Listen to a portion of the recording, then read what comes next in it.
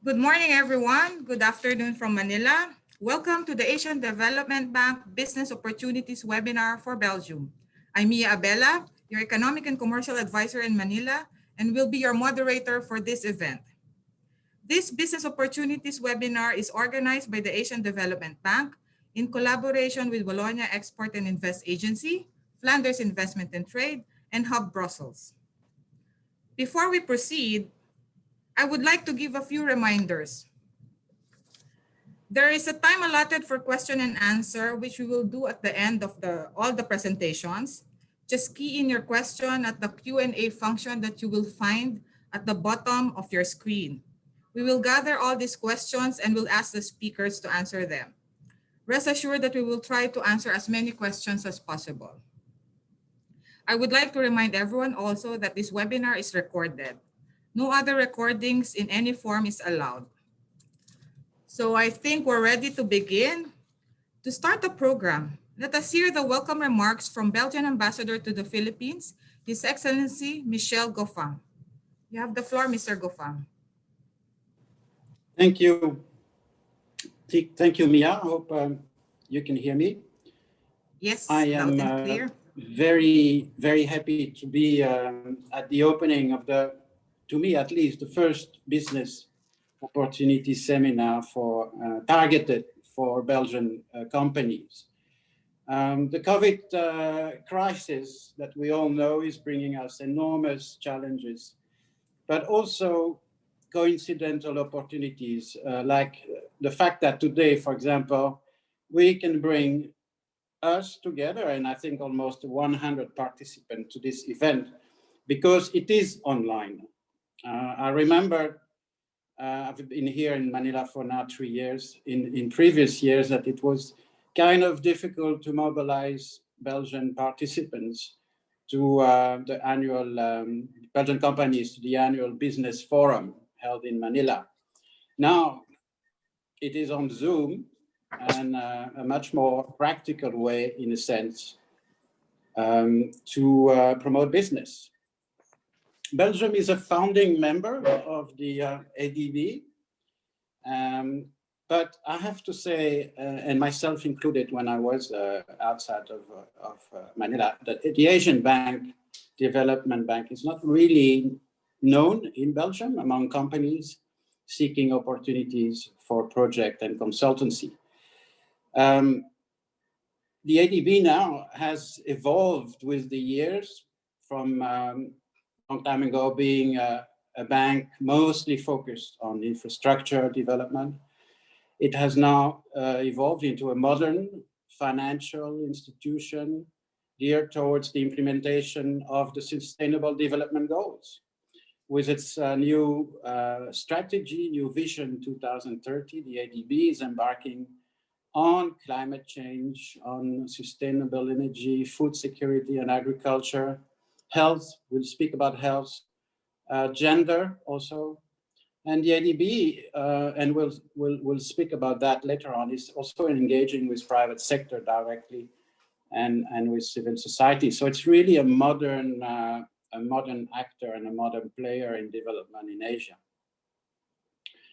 I've looked into the statistics. The return on business from Belgian companies has not been very impressive recently.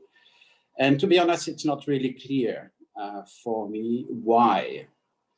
And giving the list of the new areas where the bank is going to operate or is operate already, I know the Belgian expertise is there in Belgium, in high-tech renewable energy, in high-tech health, between brackets, the new vaccines, part of them will be produced in Belgium, for example. I think with the ADB, and it will help this afternoon, it's just a matter of knowing people, knowing your way through the corridors of the bank. And for that, the embassy can also help. One last thing, the ADB has a fantastic website. You will be explained later on how you can access to critical information. It's completely transparent. I have the impression, the ADB people can comment on that, that it was so well designed that I think the ADB knew there was going to be a pandemic before everybody in the world.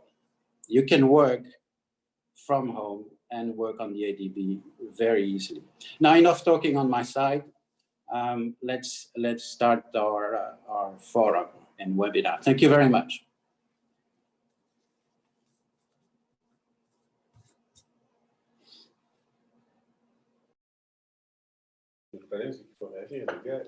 I think Mia has been disconnected, so I think it's Jeff Taylor speaking now. Yeah, hello there. We seem to have lost our facilitator right now, so I'll jump in and introduce myself. My name's Jeff Taylor. I'm one of the 2 procurement directors at the Asian Development Bank, and to put it very simply, I look after the left-hand side of Asia, spreading from Sri Lanka in the east to the Georgia in the west. I'd like to welcome you all very much to this seminar, and I fully echo Ambassador Goffin's points that ADB has been changing. I think the website enhancement was just so we didn't relax too much at weekends on the part of our management, so we could do work from home on Saturdays and Sundays. Okay, the audience here is an absolutely integral part of ADB's success and operations and development impact. It is not ADB in itself that implements projects. It's not its borrowers, but it's the consultants and the contractors and the suppliers that are potentially represented in this room. And we want to grow that group of active, high quality contractors, consultants and suppliers, because by doing so we get more quality in our operations and therefore an increased impact for our lending and contributing to our development objectives. ADB's operations have been growing significantly. In 2017 we merged one part of our balance sheet with another, OCR with ADF, which is Ordinary Capital Resources and the Asian Development Fund, and that allowed us to maintain a higher level of borrowing from the financial markets based on our credit rating, and therefore a higher component on lending as well. And this is why we have been able to respond and scale up our operations by about 30% in response to COVID-19.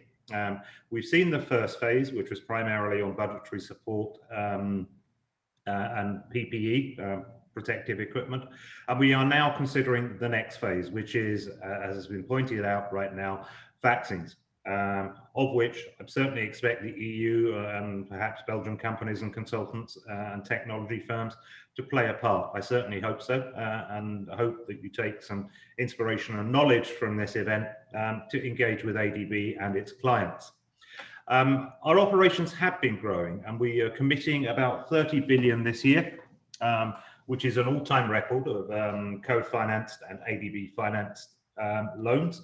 And all of that requires third parties to implement it, whether, as I said, contractors, suppliers, consultants, and so forth.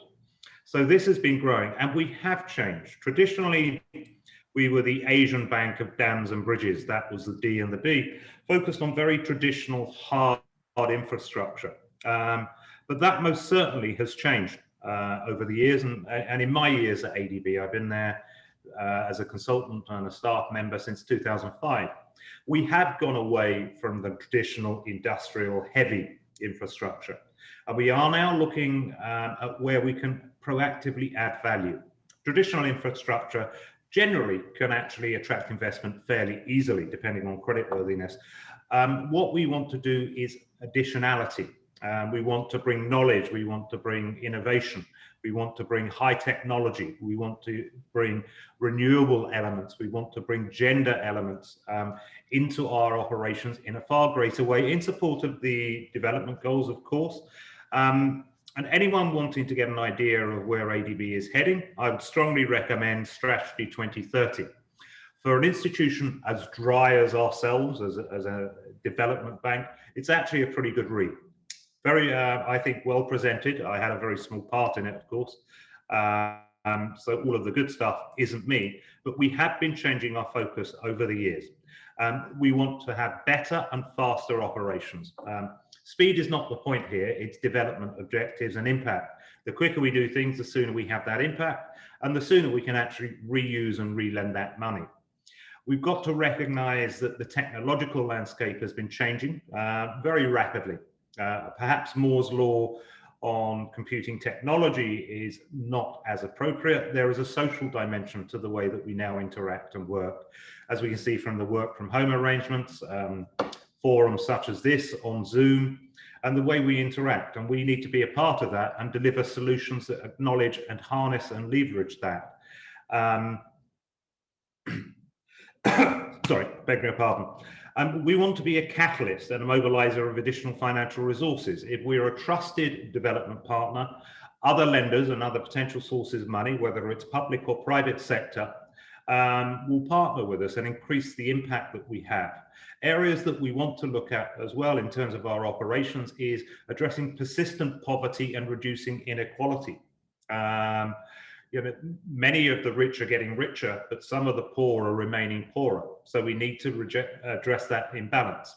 We need to look at climate change mitigation and adaptation. We still have an energy portfolio. We still have a transport portfolio. These are very important to ADB, given its history and the size of operations, but we need to look at how we address climate change mitigation and adaptation. The urban drift, Asia has many of the world's mega cities, and that is not going to change. I live in one of them with 14 million people. To make cities more livable, and that includes education, that includes transportation, that includes measures to address pollution and so forth. To promote rural development and food security. 5 or 6 years ago, we saw a big shock in food security, and quite understandably, many of our clients and borrowers want that addressed in ADB's operation. Governance and institutional capacity. How is the money going to get spent once it's lent is critically important to this. And this is where procurement fits in with its fiduciary role and potential for value addition. Accelerating progress on gender equality. Anyone that reads on this issue will understand and recognize that gender equality is an important part of development, not just in its own right as the right thing to do, but makes a positive contribution towards development. And we need to deepen regional cooperation and integration. We're a multilateral, and we look somewhat with some concern at the world outside right now, but we have always played a strong role and an important one on promoting regional cooperation and integration. We need to expand our private sector operations, bring the private sector sources of financing into what we're doing, to increase our impact.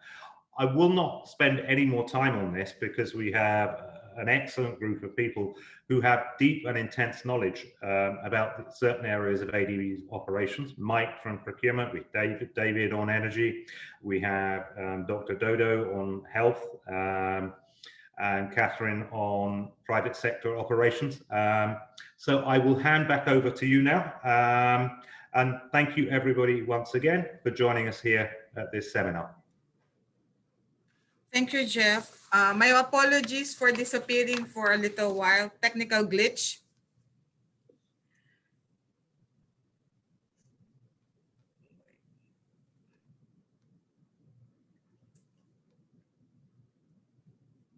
Okay, on to the main part of the program, the ADB Business Opportunities Project Pipelines. These succeeding presentations will provide briefs of ongoing and upcoming business opportunities within the ADB's regional departments. We have two focus sectors for this webinar, energy and health. To give us a presentation on the energy sector, we have the Senior Energy Specialist from the Sustainable Development and Climate Change Department, Mr. David Elsinga. Over to you, David.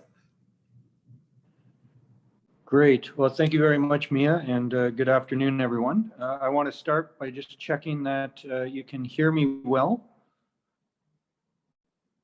Okay, Thank you. I see you nodding, Mia. Thank you. My internet has just dropped off at my phone at my home this afternoon, and so I'm doing this from my mobile phone. And but it looks like it's going smoothly, and I'll continue as it goes. So next slide, please. I want to today just talk about some of the context and guiding principles, and this will lead on from what Jeff has said. Talk about some of the work we've done in the past, our future-looking pipeline, and our opportunities for developing Asia and the clean energy transition. And I think this is very much our focus. And to look at it from a clean energy perspective, and moving away from, say, traditional forms of energy, but also understanding how countries can move forward, considering their immediate needs, especially in terms of cold countries for heating and things like that. Next slide, please.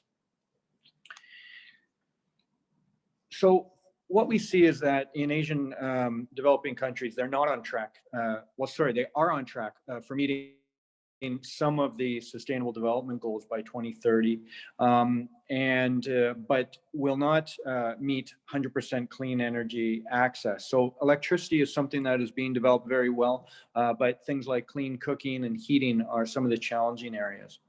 There is still a high share of coal in East, Southeast, and South Asia. And actually in Central Asia, there is still a large portion of fossil fuels used, as well as in the Pacific region, oil. And that's primarily for electricity generation.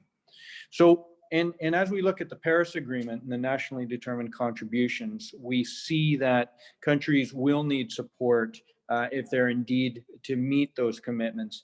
And we need to be part of that together with others in the development community. Next slide, please. So as we're looking back a little bit, we look at our energy policy, which was published in 2009. Now, while this, I'd say, in my professional opinion, I joined in 2016. I found this to be a very forward-looking policy, but indeed things have changed. Significant drop in renewable energy, and we're seeing a lot of new and innovative technologies come forward. Also, of course, the Paris Agreement has happened. So we have our NDCs as well as the Sustainable Development Goals. So as part of that, and lastly, as Jeff mentioned, we have our strategy 2030. And so as part of that, ADB is currently reviewing and aiming to update our energy policy as a way to try to remain relevant and effective in working with our DMCs. Next slide, please. So as we look at what we've been doing, even our past policy has looked at increasing deployment of renewable energy and energy efficiency. That has been a key aspect. We look always for innovative ways to deploy technology, as well as innovative business models and financing instruments. And then lastly, creating an enabling regulatory framework. We see this as a need in many countries that need to evolve in how they've done things in the past to better governed energy systems. And these all have nicely fit into the Sustainable Development Goals, the Paris Agreement, and ADB Strategy 2030. Now, next slide, please. So specifically with respect to Strategy 2030, we see energy as being a key aspect. And I'm just going to focus on a couple of these items. You can see the list there that it's made up of 7 operational priorities. I want to focus on 3 of them.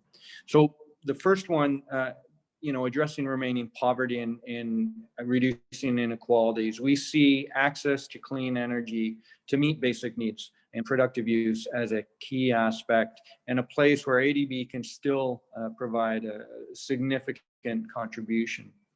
The other is operational priority 3, which is tackling climate change and building disaster resilience. And of course, as Jeff mentioned earlier, the energy sector contributes on a global basis to a significant portion of all emissions. And therefore, we need to address that in what we support and what we don't support, but also helping countries to plan effectively and how to integrate modern clean energy technologies. And the last one I want to highlight is fostering regional cooperation. If you look to Europe and you see the amount of cooperation in the energy system, whether that's the gas networks or power networks, we see a significant need for that in Asia. And that's one of the key areas that we focus on for cross-border clean energy trade, as well as knowledge exchange. Next slide, please.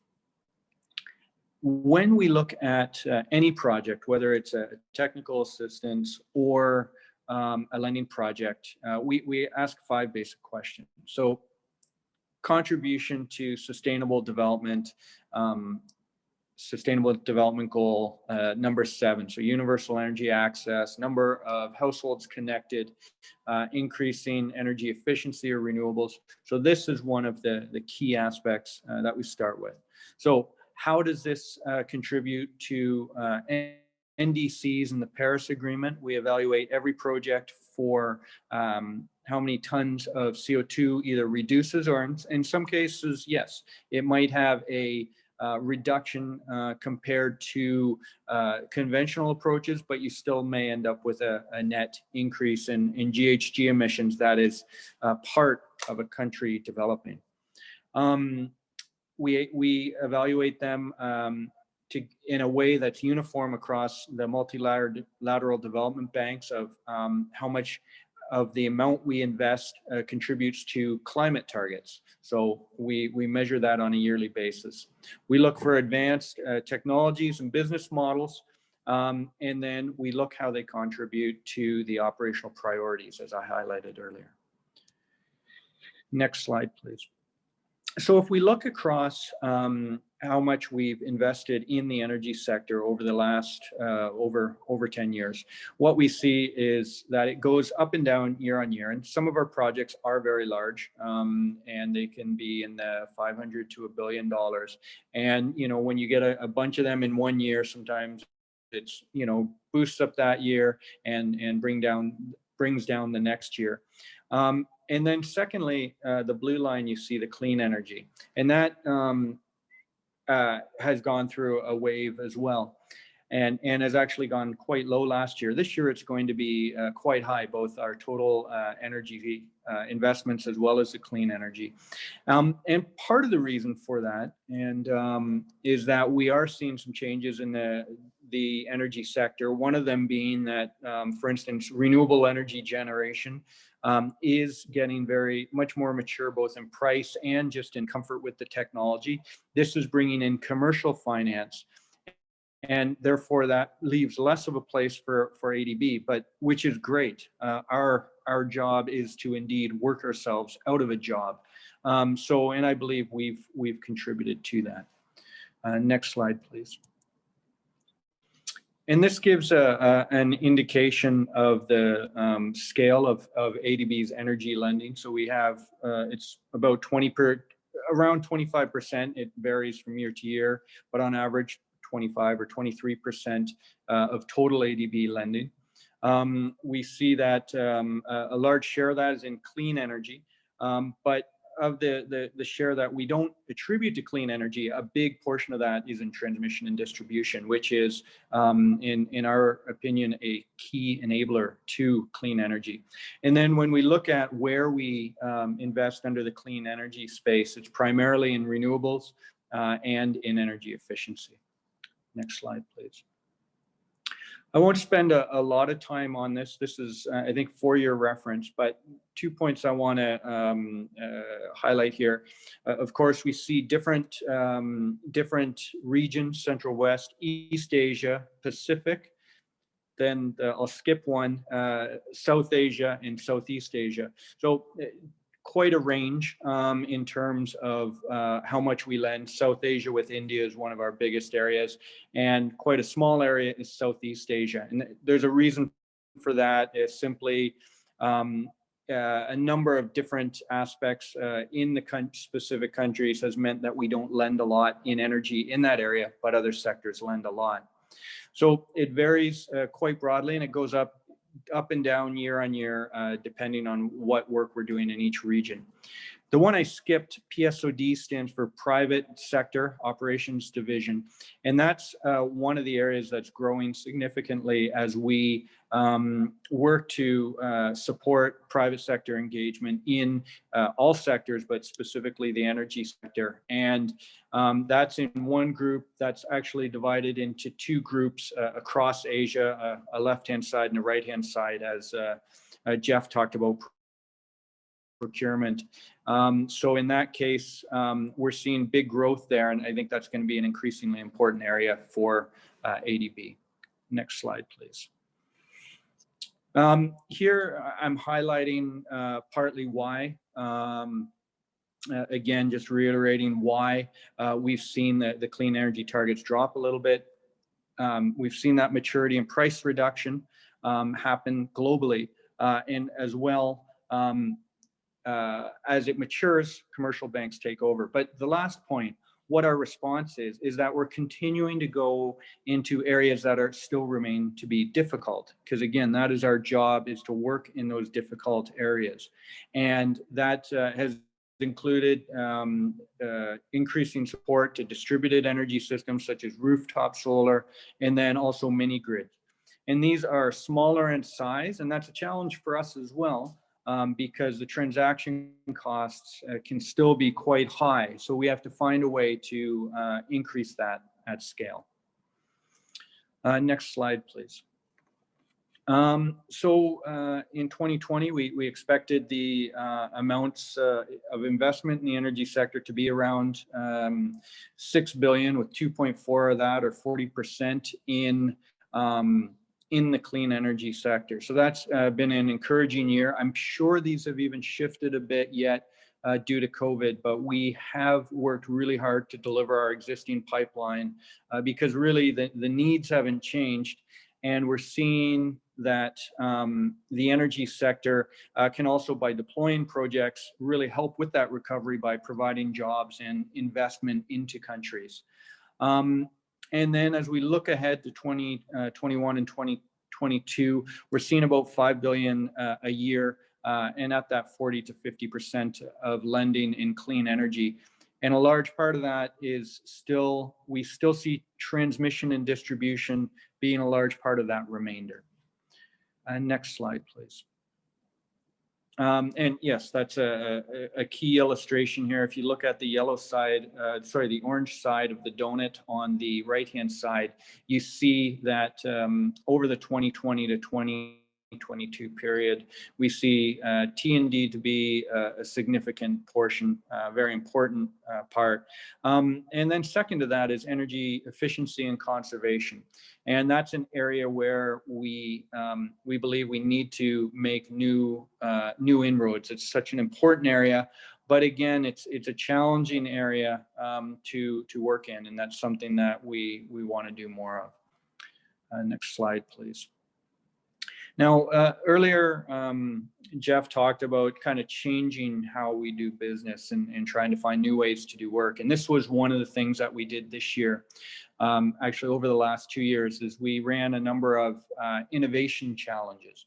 And you can see the different topics here: clean heating and efficient cooling, microgrids, artificial intelligence, as well as clean and disease resilient central air conditioning in public buildings. That's one that we developed very quickly during COVID because we saw that as an immediate need that fits squarely within that energy efficiency aspect as well.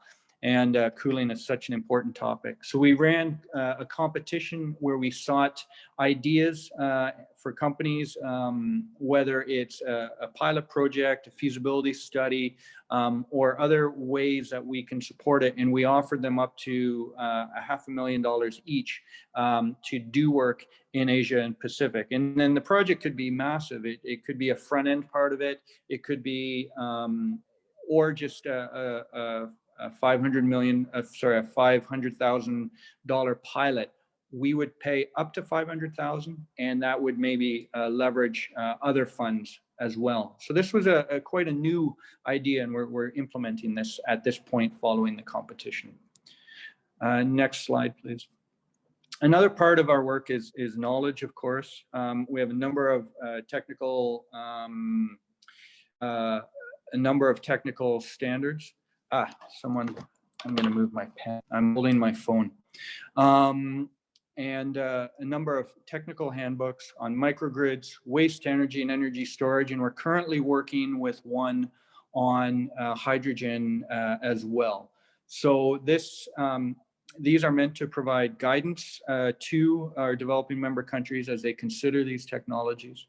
As well, we try to produce op-eds and blogs, and that is twofold. Of course, just talking about our work, trying to encourage developing member countries to do work, but also bring it to the forefront from our donor community, as well as just publicly, to really talk about what we're doing in the energy sector. Next slide. As we look forward beyond COVID, of course, we can reflect on the challenges. We've seen demand drop, whether it's in electricity or fossil fuels. The drop in fossil fuel demand has resulted in prices, which is a bit of a double-edged sword. It may encourage countries to slow down their shift away from fossil fuels. So this is something we're trying to support. Renewable projects have indeed suffered some delays. But I think there are opportunities as we look at not only to remove fossil fuel subsidies, that when prices are low, that's easier to do. But secondly, as we look to the recovery stage, how can we make this a green recovery? And we're considering that very seriously at this point. Now, I want to be sensitive to my time. If you can go one more slide. One more slide forward. Perfect. Thank you. I'm going to stop. I'm just going to highlight that here I have a number of interesting projects that we've developed over the last number of years. This is looking at distribution network modernization by deploying smart meters. And I think very often we're in situations of high loss, both technical and commercial losses. This is one of those opportunities where we're looking at making the system more reliable, but also reducing commercial losses. PRC this one was an interesting project that looked at cleaner air. So instead of looking just at energy, we looked at from a clean air perspective and how does the energy sector fit into that. Now, I'm going to pause at this point. I'm going to say thank you. There are a few other examples in the presentation. The presentation will be available to you. So I will simply end here, and I'm very happy to take any questions at the end. I believe Mia can tell you exactly how to do that, I believe through the Q&A box. But it's a pleasure to talk to you, and I look forward to answering any questions at the end. Thank you, David, for that presentation. It's good to know the direction and priorities of the energy sector, and we look forward to more active participation by our companies. Now, moving on to the health sector, our presenter, Dr. Eduardo Banzon, is the Principal Health Specialist in the Sustainable Development and Climate Change Department. Let us all welcome Dr. Banzon. For his presentation. Thank you, Mia. You there, Dodo? Yes, Mia, I'm here. Thank you. Can I have my slide, please? Sorry. Is this the one improving health in Asia and the Pacific? Yeah, it is the one. And frankly, what we have seen in the last 50 years is that Asia has really done a good job in health. We have seen life expectancy increase from 46 to 71 years. We have seen programs, disease-specific programs, eradication of a lot of illnesses, maternal child health, access to maternal health services are very much improved. And a lot of countries moving on to focus in what we call universal health coverage, something that Belgium has already. Next slide, please. And we have seen this graphically when we look at, for example, two specific indicators, under 5 mortality and maternal mortality. That means women are not dying because they're delivering a baby, a very sad reality before. And so this basically shows that Asia is doing great in health. Next slide, please. However, there's still challenges. Asia is aging so fast. What probably took Belgium 100 years or more to age, in Asia, it's probably about 30 years. That means the health system of Asia really have to adjust and adapt rapidly to an aging population. Next slide. Which means it also have to adapt to something called non-communicable disease. A lot of the health systems in Asia are still designed to address communicable disease, to provide acute care. So it really has not really worked well in managing NCDs. Access to cancer care is not really available in most of Asia. Rehab care, rehabilitation care, palliative care, a lot of these services are not really still available in Asia. Next slide, please.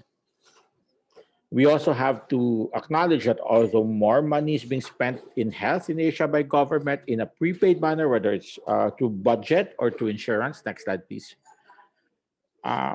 In a lot of countries in Asia, out of pocket, or in a sense that you have to pay for your health care at the point of care, is still something that's quite prevalent in a lot of countries, with out of pocket reaching more than 60-70% in some of the countries of Asia. Next slide, please.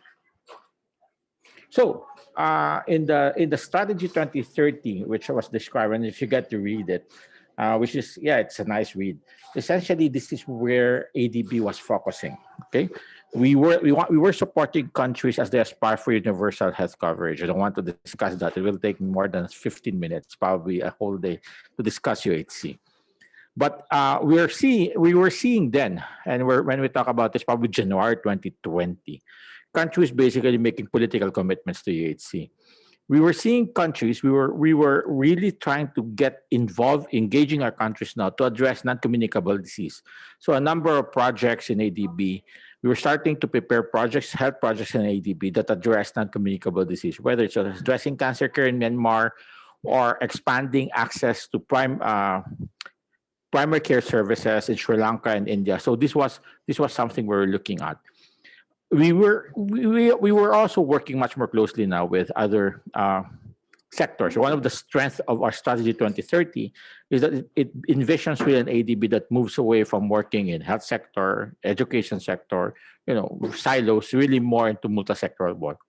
We will also acknowledge that Asia was still the center of the communicable disease was still a problem. That we have to also make sure that Asia was very much capable of addressing disease outbreaks and pandemics. Then what happened? You know what happened. Next slide. Sorry. No. I'll probably do that story later. So essentially, what we were having before what happened, we know that happened. COVID. Okay, before COVID happened, was we were scaling up our health operations. Before Strategy 2030, or probably before 2014, which was the midterm assess report for Strategy 2020, ADB sort of got out of health. Okay, so about 2014 we started coming back, and in a sense, by the time the year started, for the first time last year we hit about 3% of our portfolio for health. For this year, the plan was really to go much more. We were talking 3 to 5%. And we were starting to have health projects all over the region, from Central Asia to the Pacific. I joined the bank late 2014. I remember at the time there were only probably about 5 health staff, very little health projects. So it's, in a sense, we're seeing 5 years in which the bank has came back to working on health, and we're starting to see lots of health projects all over the region. Next slide. So we were seeing that in South Asia. South Asia for us is India, Nepal, Bangladesh, Sri Lanka, Bhutan, and Maldives. And there, most of our work was focused on urban health. Let's not forget, India and Bangladesh are some of the largest cities in the world. And so we were helping countries there address urban health concerns.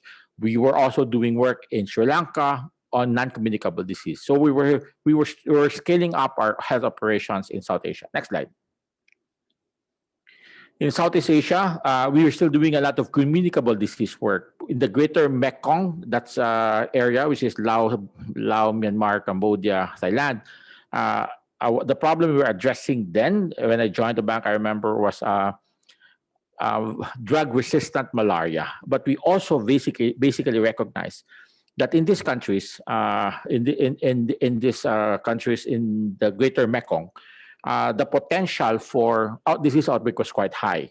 There was lots of movements across countries. There was a lot of interactions between humans and animals. These are recipes for potential disease outbreak. So we were doing that project. We had been doing lots of what we call Greater Mekong GMS projects on health security. We're now working on healthy borders. Lots of work there on health security. At the same time, we were supporting Vietnam in building up its hospital systems and primary care. And as I said, we're looking at NCDs in Myanmar. Next slide. In Central West Asia, remember Central West Asia, they have built up lots of hospitals. Okay, these are a lot of former Soviet countries, Soviet republics, and so they had the buildings, but the problem there is that they created one hospital for maternity care, one hospital for childcare. They were not integrated. They were not quite efficient. So a lot of our work there, Tajikistan, Uzbekistan, was really to help them make their healthcare providers more efficient. So lots of integration work that we're doing there. Next slide. In the Pacific, lots of what we call last mile work. Okay, so in Papua New Guinea, we were helping build up rural health systems. In the islands, we were helping them connect the islands to, and that was to investment in digital health. Next slide. And finally, in East Asia, which is for us, Mongolia and China, most of our work in China was on elderly care. Most of our work in Mongolia was really supporting. We have been very much engaged with the government in Mongolia, and we have been supporting them in a sense 20 years of health reforms there. So we were looking at all of this. We have our health portfolio was growing, lots of potential work for firms from Belgium. Then what happened? Next slide. We know what happened. COVID came. Next slide. And sorry, it was a little late. I was not able to update it. Can you go back a bit? Yeah. So what? Look at the way the numbers has been growing. Okay, nobody expected that this is what would happen globally. I think in Europe probably you're seeing a second wave right now, but now it's nearly all countries of the world that's been affected. The numbers we're now talking in the millions, tens of millions of people, and deaths are happening all over. And so we in ADB, next slide, have to respond to COVID. And so a lot of our health operations basically shifted into supporting our countries address COVID in various ways. Okay, we provided grants. We have facilities which respond to emergencies, and of course, COVID is an emergency; it's a disaster. The maximum amount is about 3 million, but this has been provided to our countries. Have to be spent quite fast in 6 months. But this has been sort of our rapid response. In addition to that, we mobilized technical assistance money, and this has also been providing rapid response both in goods, equipments, and consulting services. We then process what we call emergency assistance loans, and this type of projects basically are very specific for health sector. That means this help builds hospitals, buy ventilators, buy equipments, and all that. At the same time, we have something called CIPRO, which are in a sense policy loans. Sorry if some of the terms I'm using is not familiar to you guys. But essentially, this is money that goes to the government, and of course they are required to use that money. And part of the arrangement is that they will be using those resources to implement responses to COVID, not just in the health sector, but in social protection and providing support to the economy and all that. So in the sense of ADB this year has really been doing a lot of COVID related work. I think Jeff said earlier, we have committed 20 billion. We're in the process of adding more to work on vaccines. I'll discuss that later. But so this has been the work we're doing. Next slide. So where's the CPRO? So the CPRO, as I said, this is really, it goes to the government. Government spends it. The processes is the government processes. And so it's not really the type of project, it's not project. It does not really have, for example, procurement for specific health inputs, construction, civil works, or all that. This is government money. Next slide. The one that basically where ADB money does project type operations, where in a sense ADB money supports health sectors build up their capacity are in this emergency assistance loan and grants. So we've done that in various ways. We have either repurposed some of our loans that are existing in this number of countries, and there are new ones. So in this type of projects, usually it's a country that's now implementing it, and most of this project involves procurement of equipment and goods. Some of this, like Uzbekistan, and would have construction. This is going to support the building up of a stronger national lab system, so our laboratory system that could help them keep track of not just of COVID, of course, future disease outbreaks, or the Philippines that will help build isolation rooms for hospitals. But beyond those few projects, most of them are essentially buying equipment and goods to support countries address and manage COVID. Next slide. In addition to the grants, to these grants and loans, we have technical assistance. Okay, so this is where we usually procure consulting services and for countries. Some of these TA are being implemented by ADB, so the regional support. I'm one of those managing this, or there are TAs in which we give it to the country and the country implement it themselves. So here for firms, for Belgian firms that are doing consulting work, this is some of the things that you have to keep track of. Finally, next slide. As I said, and Jeff said earlier, ADB is mobilizing resources to help countries access and deliver safe, effective, and quality vaccines. And so from the TA side, from the technical assistance sides, we have just mobilized TA money in which we'll be hiring firms, hiring individual consultants, working closely with UNICEF and the World Health Organization to help our countries focus in these areas, support them conduct assessments on their readiness to deliver vaccines, help them develop allocation strategies, help them build cold chain. Some of the vaccines will need ultra cold systems, so we need to help our countries think creatively, innovatively in how to provide that. Vaccine information systems. A lot of our countries in Asia do pen and paper when they keep track of vaccines. Now you need to have this electronic because we're now talking of vaccinating probably more than half of the population. This is not your usual childhood vaccination program. You need to upskill your health workers, and not probably even health workers, even workers who have to be brought in to provide the vaccines. And of course, you need to strengthen your ability to communicate about how good these vaccines are, but also to make sure that people understand about the risks, and also hopefully also help people overcome their hesitancy to get the vaccine. So these are among the consulting work that will be available soon at the individual and the firm level. Over to you, Mia. Thank you.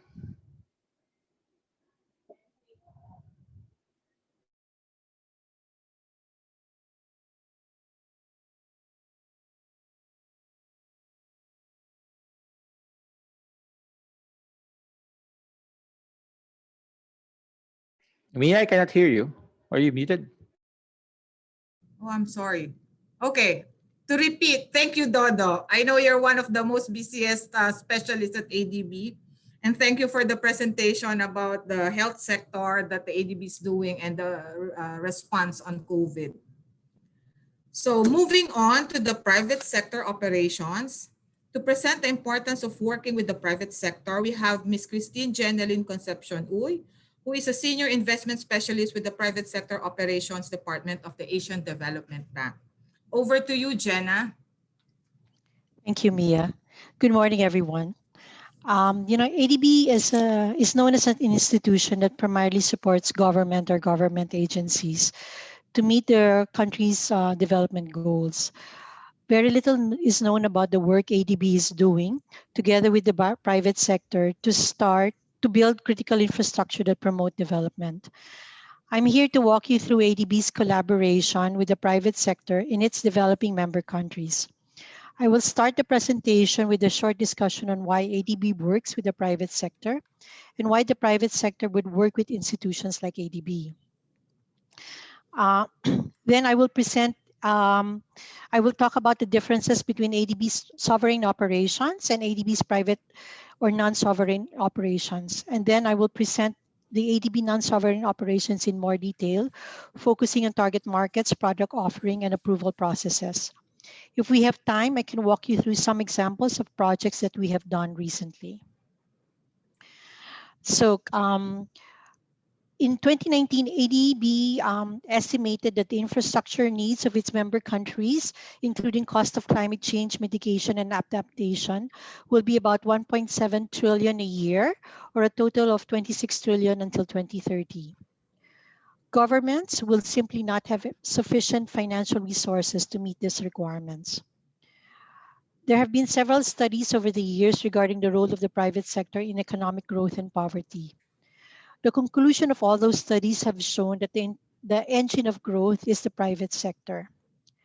It has been established that, among others, the private sector generates 90% of jobs, funds more than 60% of government revenues in the form of taxes, income tax on employees, and so on and so forth, produces most of the goods and services that drive an economy, and provides an increasing share of essential services such as banking, telecommunication, health, and education. For all these reasons, MDBs, including ADB, are increasingly working with the private sector to drive development and progress. Next slide, please.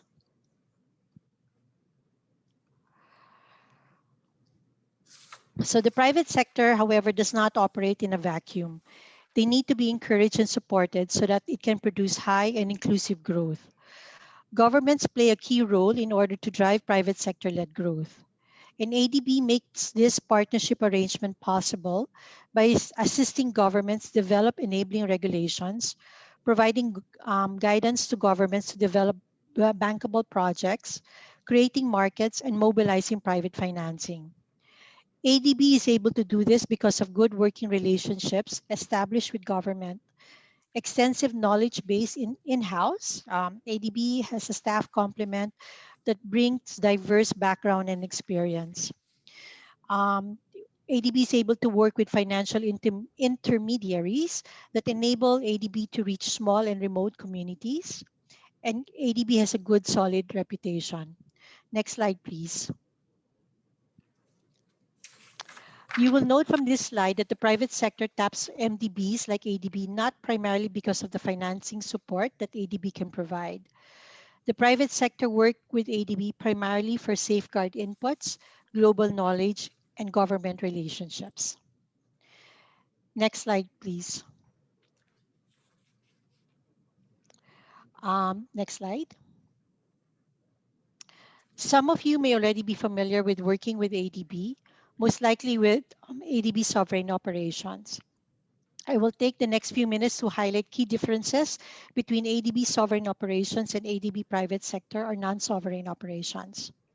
First, you will note that in private sector projects, ADB does not generally get involved in feasibility studies. These are done by the private sector investors. There are limited occasions when ADB gets involved in feasibility studies, and usually in new sectors and in only limited capacity. So for example, we can support site-specific wind measurements. Number two difference, ADB is not involved in the selection of the EPC or O&M contractors or the advisor of the private sector needed during development, construction, and O&M phases of a project. In assessing a project for support from ADB's private sector operations, ADB will recruit third-party advisors, such as legal and technical, to help evaluate a project's viability. Third, ADB validates the commercial, safeguards, and bankability of a project throughout the life cycle. And finally, ADB supports and monitors a private sector project until its loan has been repaid in full, or it has divested from the company. So, sorry, next slide, please. Another key difference is that ADB prices its private sector loans based on market and considers the credit risk of a project. It's not a one pricing that is available in our sovereign operations. Next slide, please. Next slide. So ADB's operations are focused on various sectors. In infrastructure, we finance projects in the energy, water, transport, and urban sectors. ADB is also increasingly getting involved in social infrastructure, such as agribusiness, education, and healthcare. In financial institutions, we work through them as intermediaries so that we can support financial inclusion, reach out to women, farmers, and provide home loans. Next slide, please. Okay, these are the various products that ADB provides in the private sector space. The first product, which is commonly used, is our debt. So ADB can provide up to the lower of 25% of total project cost, or 250 million. Debt is largely denominated in US dollars, but in several jurisdictions, ADB is able to provide local debt or local currency, such as in China, Thailand, India. The tenor of the debt is up to 7 years for a corporate finance loans, or up to 15 years for a project finance loans. Debt can be secured or unsecured, and depending on the requirements of the project, ADB can consider mezzanine debt. ADB also can provide equity. As an equity investor, ADB can provide up to 25% of the total equity, or about 100 million. ADB will not be however, ADB will not be the single largest shareholder, but will require the right to be represented on the board. ADB requires minority protection rights and an agreed exit mechanism for its investment, usually in the form of an IPO or put option to the key sponsor after several years. ADB equity investment is usually in growth companies, private equity funds that cover multiple sectors or regions, or early stage companies that focus on new technologies. ADB also provides guarantees to mobilize financing. We have two types of guarantees. The first one is political risk guarantee, which is usually applied largely in frontier markets. And what we call a partial credit guarantee, which is actually a comprehensive guarantee and usually used when it is more efficient, when commercial lenders are more efficient than ADB in mobilizing local currency or reaching target customers. A partial credit guarantee is also used to extend the tenor of the loan provided by commercial lenders. In several occasions, ADB is actually able to provide commercial financing to private sector when donor funds are available. Usually this is applicable in low income or frontier countries, or can be used for climate mitigation or adaptation. It could be structured in various ways to address concerns that make it difficult to finance a project. ADB can also provide technical assistance. This is used to prepare a project or to develop the capacity of the private sector. However, when ADB provides technical assistance, it requires a reimbursement from the private sector if the project proceeds. Next slide, please. So this slide will talk about eligible transactions. So please note that ADB will support projects that are located in the ADB developing member countries, and the goods and services are sourced from an ADB member country. The transactions should be in the target sector and theme, like inclusive business, gender equality, or climate change, and should demonstrate strong developmental angle, but also be commercially sound. The ADB loan will not be directly guaranteed by government, but in many transactions that ADB is involved in, the obligations of government agencies in a concession agreement is guaranteed by the government. The transactions that ADB is involved in will need to demonstrate the need for ADB participation. And that the private sector will need to engage professional advisors. Next slide, please. I will briefly walk you through our approval process. So typically we have 4 steps. As opposed to commercial lenders, which have about 2 steps for their approval processes. Our approval processes can be completed anywhere on average between 4 to 6 months. But we have actually done some transactions that have been completed in a span of 2 months. You will note here that there are 2 types of approval process. The first one is a standalone deal, and the other one is a fast deal. The fast deal actually is targeted for small transactions, and that would only require the president's approval. And usually, fast transactions are those that are benign in terms of their impact on the environment and social matters. Next slide, please. This will give you a snapshot of the portfolio of ADB's private sector operations. You will note that a big chunk of our product or our exposure are loans, followed by guarantees. And then by sector, the largest sector continues to be energy. Other energies covers distribution and transmission, and also renewable energy. We are increasingly getting involved in the transport sector.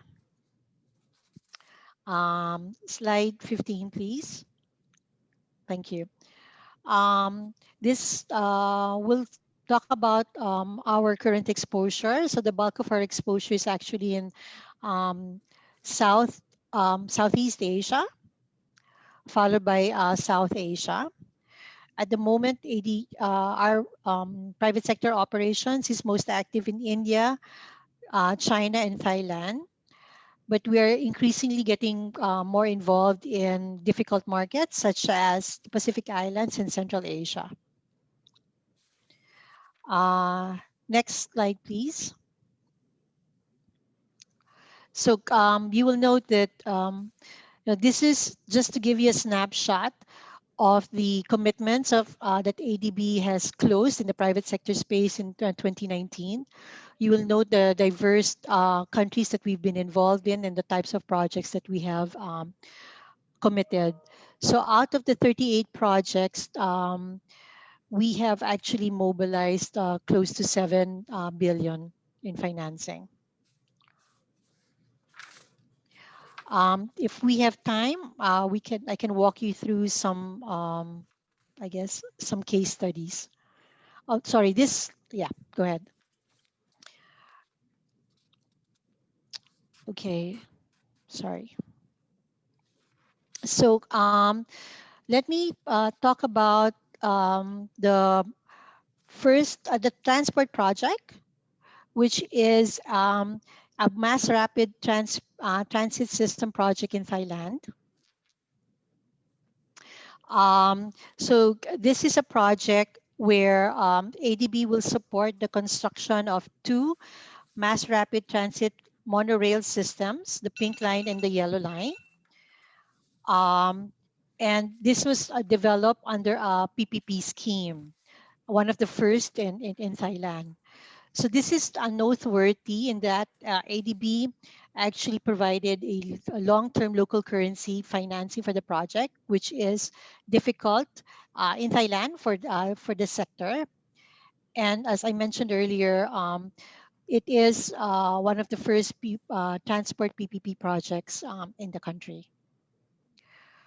I note that my time is up. I think you can share this case studies, and if there's any particular question on any of the projects that is presented or will be provided to you later, I'll be happy to answer those questions. Thank you. Thank you, Ms. Jen, for the presentation on the difference between sovereign and non-sovereign operations and how you can help the private sector via the various products available in the bank. Moving on to the next presentation, this is a topic that is frequently asked when they talk about doing business with the Asian Development Bank. We have Mr. Michael Walsh, the procurement specialist at the Procurement Portfolio and Finance Management Department, who will present the practical approach on doing business with the Asian Development Bank and the update on the procurement processes and system. So I think Michael will be the one to... Yeah, I will share my screen and perhaps you can tell me when you can see I'll stop my... Okay, so you can upload your screen.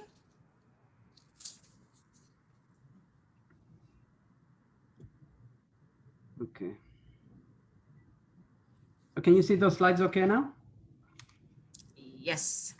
Okay, fantastic. So we'll begin. Okay, one of the things that we do in PPFD, or the Procurement Portfolio and Financial Management Division, is we try to encourage and improve responses from the market so that we cast as wide a net as possible. And that we get value for money, I guess, for our members. It also helps us to access high-level technologies that we may not otherwise access. So we like to reach as many people as possible. That's one of the reasons we really do like to do these business opportunities seminars, and we're very pleased that so many have decided to tune in for today's event. So I'm going to talk to you a little bit about the scale of our operations, the types of things that we and our borrowers procure, opportunities for your involvement, and where you can find those opportunities. Okay, so firstly, what is ADB? Well, ADB is a development bank rather than a commercial bank. The stated aim is to eradicate poverty in Asia and the Pacific, and we do that by financing projects aimed at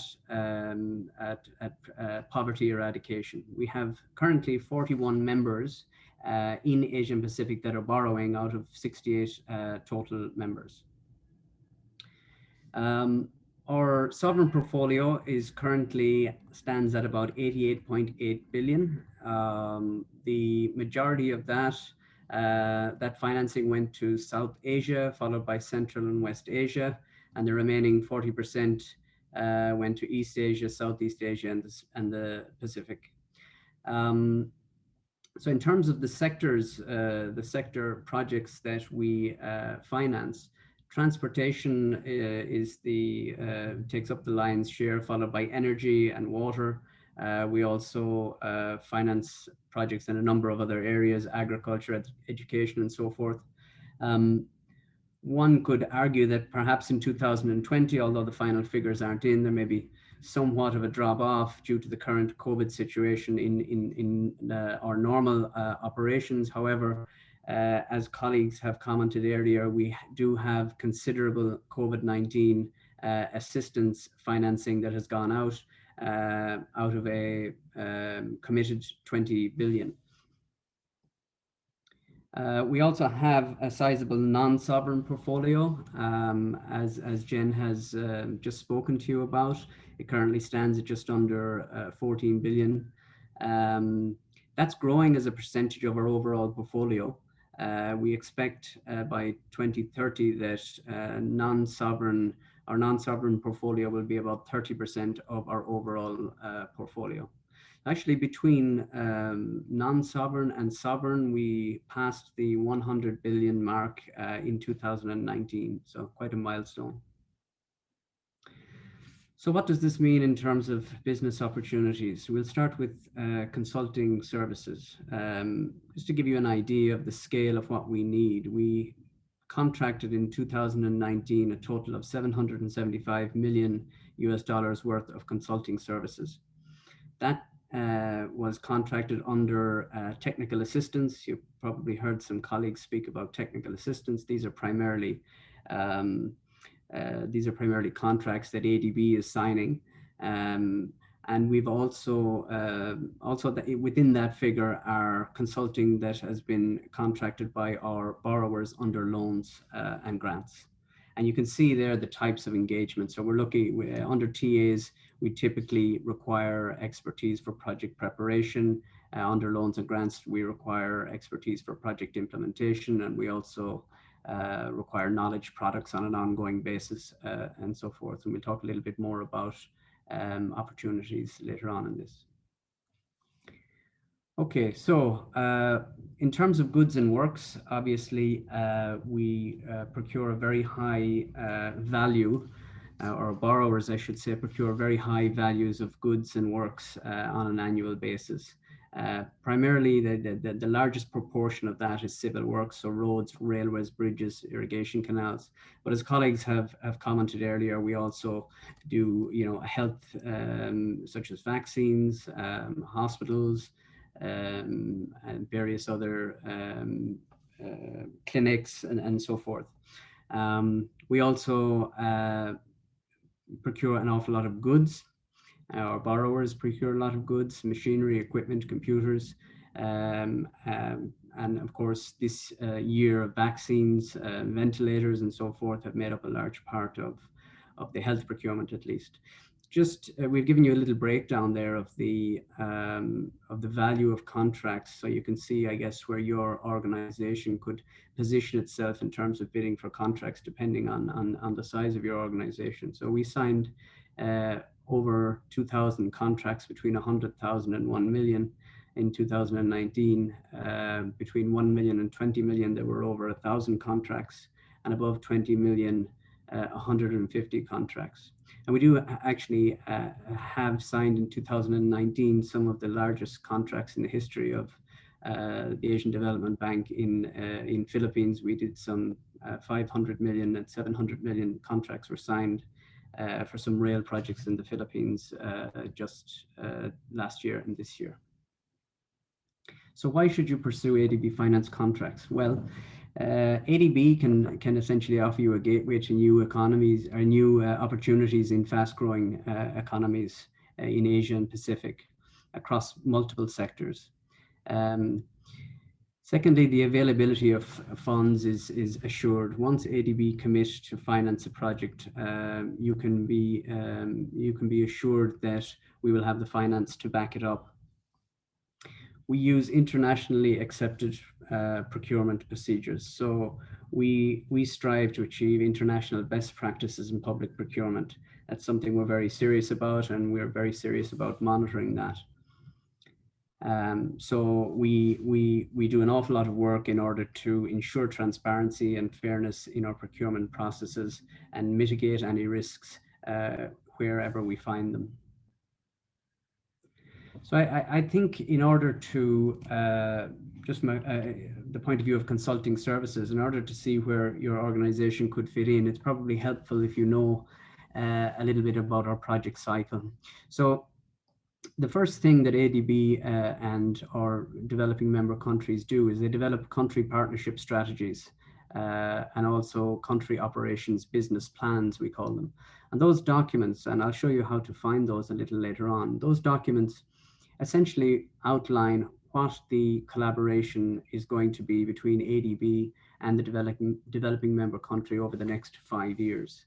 The country operations business plan then, that is an attachment to that document, will actually give a pipeline over the next 3 years of all of the development projects in all of the sectors that we expect to do in that country. So out of those documents are born concept notes and concept papers for individual projects that go to our board for approval before we can proceed to prepare documentation for the loan. So once the concept is approved, there will be a preparation phase. Once the approval then is done by the board, obviously it will go to implementation. And then we normally do detailed evaluations of our projects to see, are we doing the right projects? Are our projects successful? And that feeds back in then to our next country partnership strategy and our next projects pipeline for those countries. So you probably heard colleagues speaking about technical assistance, TAs for this and so forth. The technical assistance finances is, generally speaking, is the finance used for preparation of projects before before the loan is approved and before procurement starts by a borrower. Okay, so these are primarily contracts that ADB are signing. And subsequently, once the loan is approved, during the implementation, the borrower then, with the proceeds of the loan or the grant, is conducting procurement and signing contracts. So what type of consultants are engaged at which stage of the process? Well, the country partnership strategies, we normally engage individual consultants, as do we for concept notes. For preparation, including feasibility studies and technical assistance and documentation required for loan processing, typically it's consulting firms and or groups of individuals. Subsequent to approval of a loan, obviously the borrowers will require goods contractors, goods suppliers, works contractors, and also consultants for detailed design and monitoring and supervision and so forth during the implementation phase. Consulting firms and individuals again are required during the evaluation phases. So there are a whole host of opportunities to get involved during the ADB project cycle for the private sector. Just to clarify the relationships in terms of who procures what and who signs contracts. I touched on it a little bit, but I just want to clarify it a little further. So typically, in terms of goods and works, it is the borrower, whom we term the executing agency, that is responsible for the procurement of goods and works. Although they do it with our oversight and our assistance, they are the ones that ultimately sign those contracts. For consulting services, ADB will procure and sign contracts under technical assistance financing. So this is for project preparation and developing pipelines of projects and so forth. And the borrower subsequently will procure any consulting services that are required during the implementation under the loan and grant financing. So the little diagram on the right there, I think explains it quite well in terms of the relationships. ADB will have a financing agreement or a loan agreement with an executing agency. However, it's the executing agency then that subsequently goes into or enters into contracts with suppliers and consultants. And the only exception to that, as I say, is technical assistance. So a little bit more detail on consulting services. Specifically the firm consultant recruitment process. What can you expect during a recruitment process where you're bidding for work with ADB?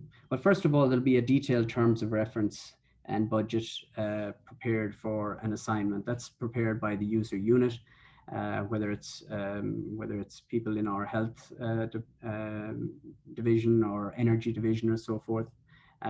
It will be advertised on CMS, which is our consultant management system, and I'll show you how to access that a little later. It's a central portal for all of our consulting services assignments. There will be a shortlisting exercise done. So if we get a large number of expressions of interest, there will be a short list of maybe 6, 7, depending on the value of the assignment, of consultants who will then be invited to submit a detailed proposal. And the size of that proposal is basically dictated by the complexity and the value of the particular consulting services assignment. We will then do an evaluation and selection, and we have procedures in place to ensure that those evaluations selections are done very fairly. We have a number of different methodologies for evaluation, depending on what we're looking for, if we're looking for very high quality or if we're looking for best price. But I should say in that regard that generally speaking, ADB has a focus on quality, and we use ratios, for instance, of 90% quality, 10% on cost, or 80% quality, 20% on cost, to do weighted rankings for selection purposes. So we have a big focus on quality. Out from that process, then we will have a first ranked firm who we will enter into negotiations with, and subsequently we'll do a contract signing and contract management. So just some salient points on the firm recruitment process. All of our opportunities, as I said, are advertised on CMS, and we also publish shortlists. We may request different types of proposals. This is in line with our goal of efficiency in recruitment processes. We don't expect firms to submit huge reams of data about their firm for very small consulting services assignments. So we try to adapt the size of the proposal that we're requesting to the value and complexity of the assignment. So something of a very small value, you may be asked to submit only a list of CVs and a work plan. And for something of very large value into the millions, you may have to submit, a 60, 70, 80 page full technical proposal. We use standardized bidding procedures for all of our consulting services assignments. So once you know how to navigate one request for proposal, you will be able to navigate them all. And as I say, we have a focus on quality. So our terms of reference may be input based. We may pay for person months of inputs, or we may pay for deliverables, for outputs. And as a result of that, we use different types of contracts. We use time-based contracts or lump sum contracts. And these can be hybrid depending on the requirements of the particular assignment again. As I said, CMS, which is our consultant management system, is used for all of our technical assistance consulting recruitment. We also advertise a number of EA consulting services assignments there. However, it's the EA systems that are used to finish the recruitment for loans and grants. Just a quick note on individual consultant recruitment.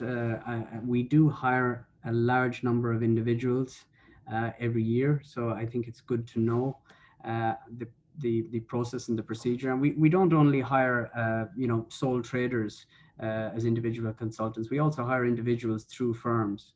So that's something I guess that firms could consider as putting individuals from their organization forward. So that also begins with a detailed terms of reference and a budget. We advertise individual selections for a minimum of 7 days, and we will rank CVs out of 100. We normally prepare a short list of 3 candidates, and then we will contact the first ranked candidate, and if they're available on the desired commencement date for a particular assignment, we'll enter into a negotiation with them. If not, we'll move to the second ranked. Just in terms of personnel, what we look for, this is both for individual consultants and also for personnel proposed as part of a firm's offering. We look for direct project-related experience. So if it's a project in the health sector that involves some bespoke inputs in the field, we look for people who have done that work and who have that bespoke experience. We also look for regional and international experience. So if our project is in Southeast Asia, we look for candidates with experience in Southeast Asia and preferably within the country of the particular assignment. And of course, we look for tertiary level educational qualifications that are specific to the assignment. So some general points when approaching ADB consultancy contracts. It is very competitive. So I think these points will be useful in competing for the contracts. Identify suitable entry points and look to build your expertise. So ask yourself what is our main strength, and try and focus on consulting services assignments that are looking for those strengths.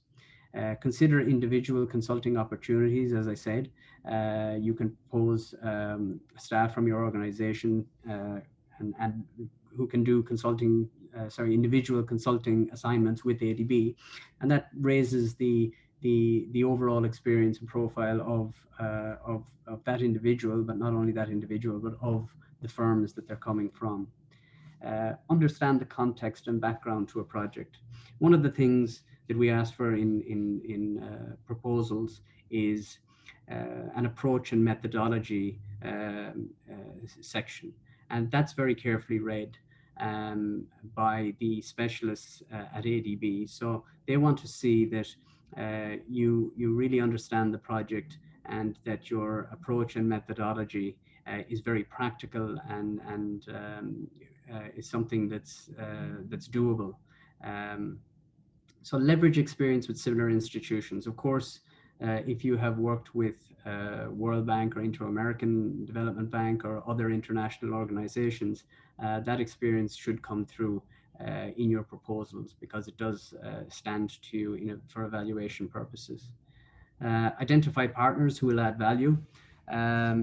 Again, this is quite important. If you are bidding for a particular assignment and you're weak in a certain area, as I said, it is quite competitive. Why not partner with an organization who is strong in that particular area that will bring up the quality of your overall proposal?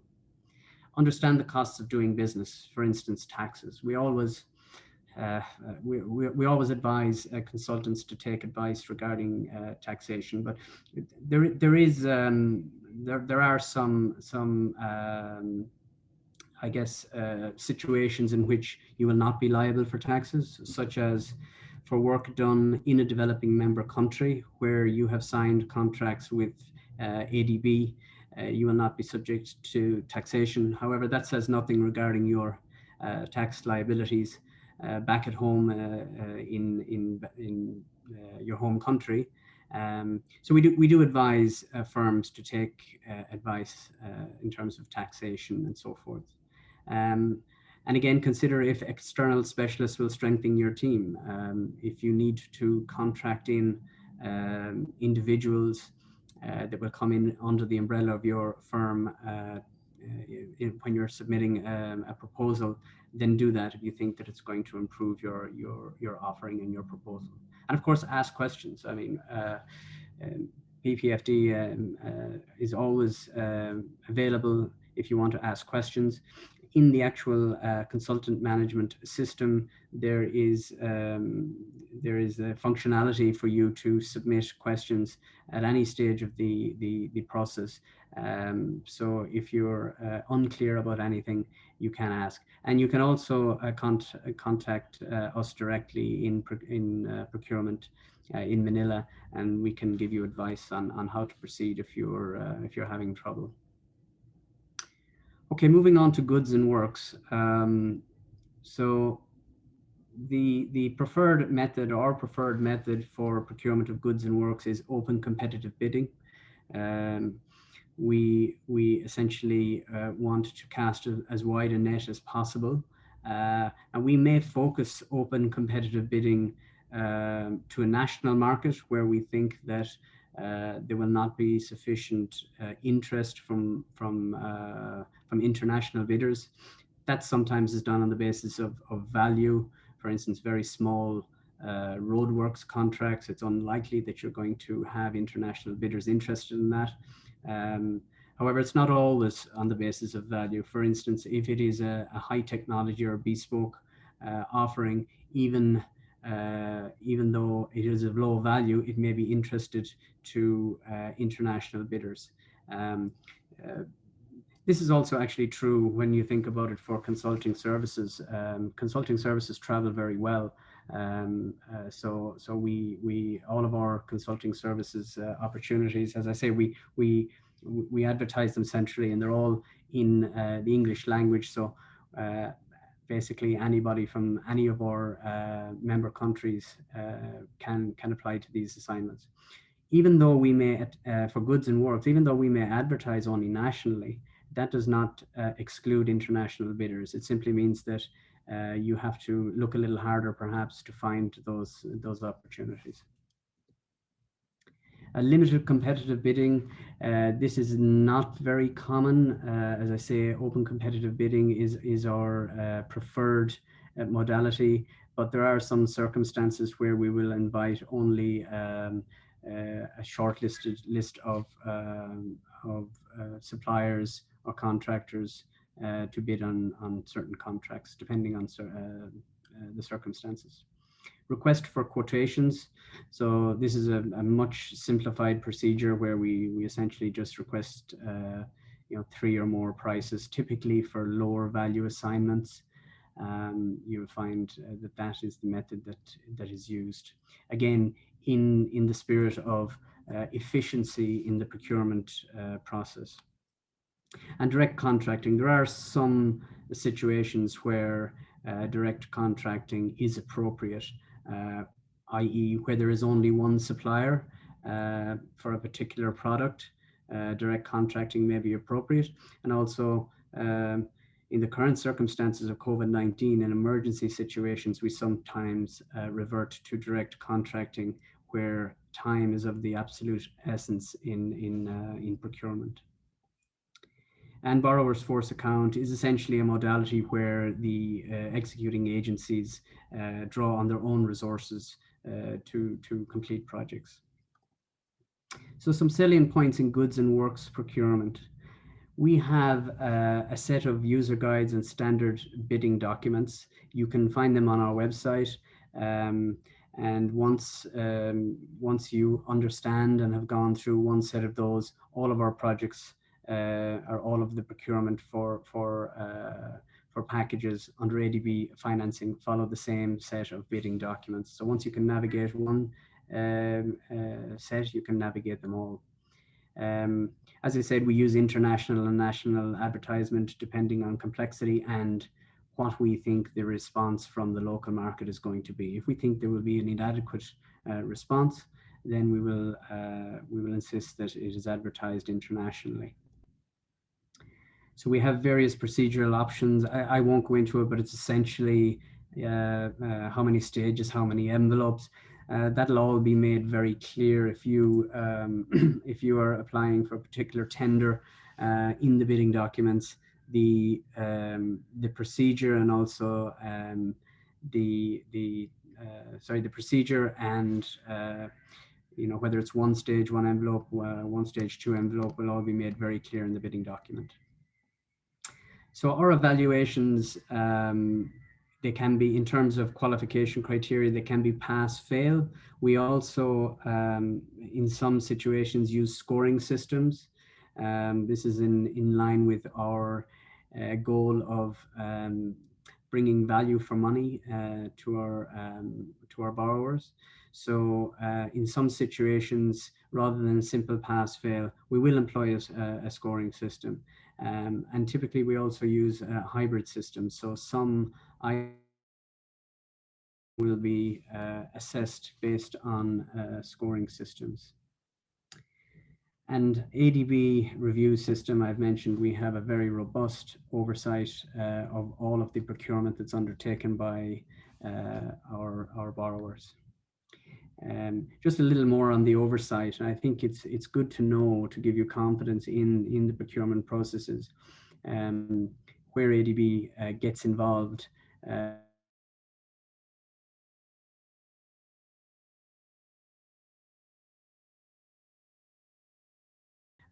assisting our borrowers with their procurement strategy for a given project. We also help them in preparing procurement plans. We review, prior to issuance, we review bidding documents to ensure that they're fit for purpose and meet our requirements. We review any amendments to bidding documents or extension of bid periods. During the evaluation, after the executing agency has done an evaluation, we require them to submit to us their bid evaluation so that we may check that. There are also a number of validity, whether when they want to enter into negotiations or whether they want to cancel and rebid. All of those things we need to be consulted on before proceeding. Also, we request copies of signed contracts so that they're with us for checking, and we will also be consulted in case of terminations and so forth. The very last point there, just in terms of complaints, you will find on any set of bidding documents that's issued, you will be given contact detail.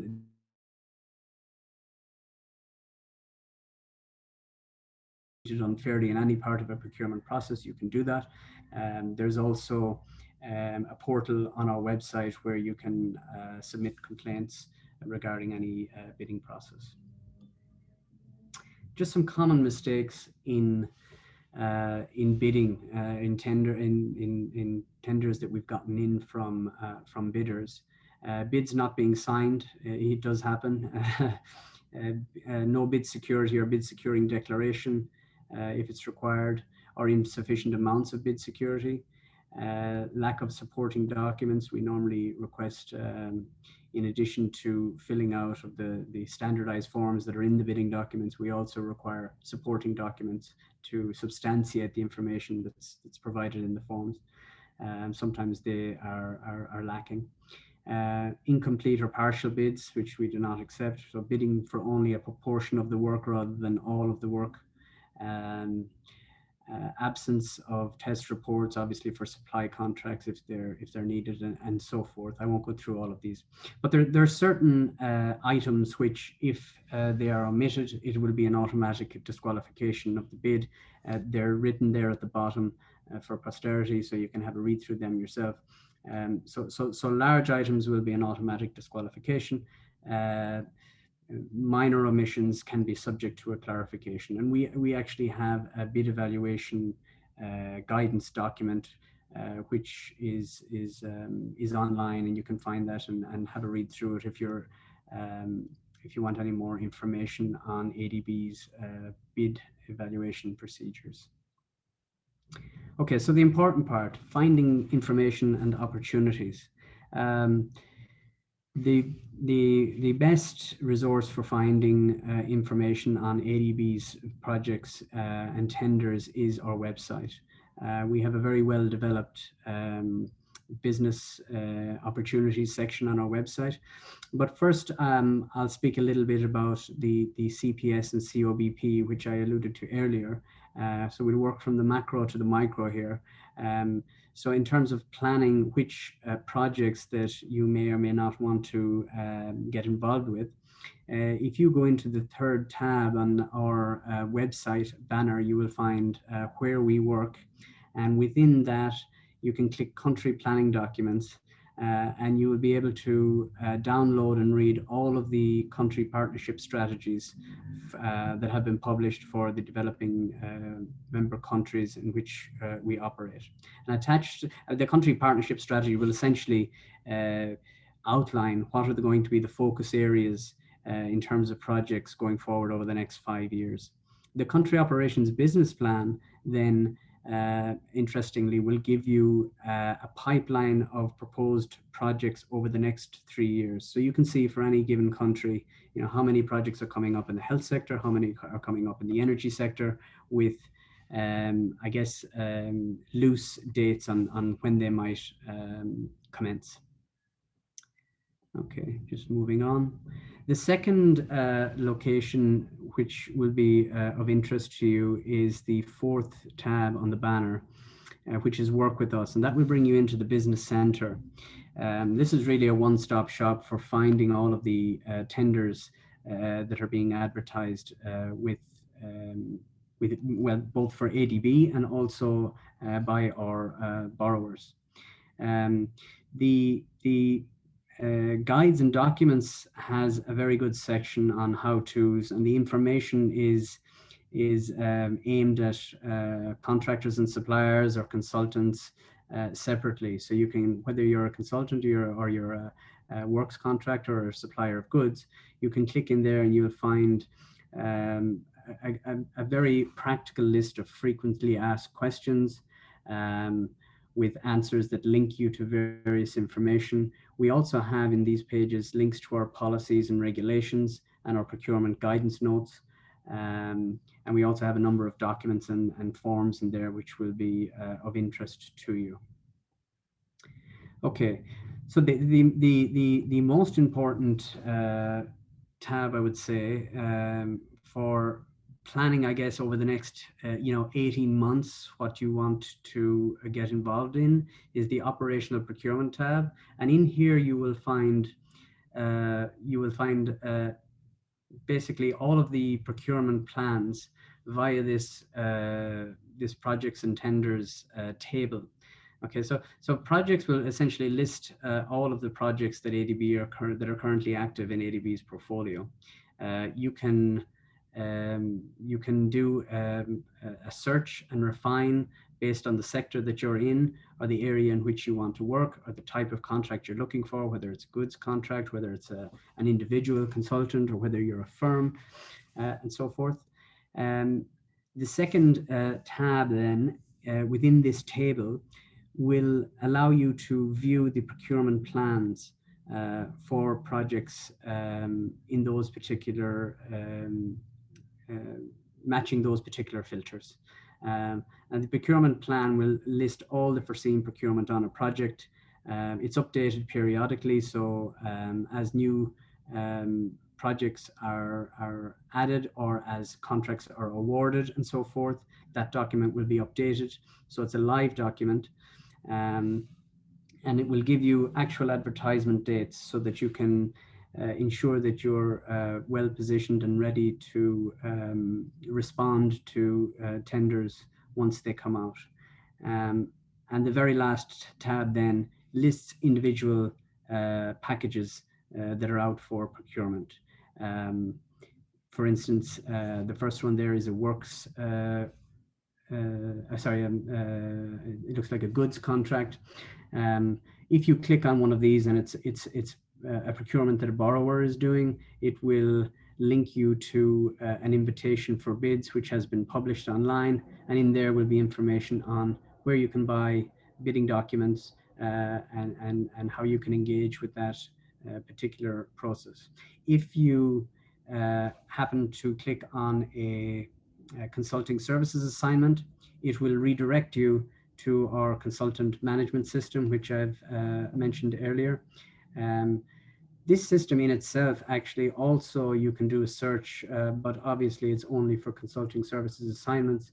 But you can filter and so forth and find consulting services assignments that are of interest to you.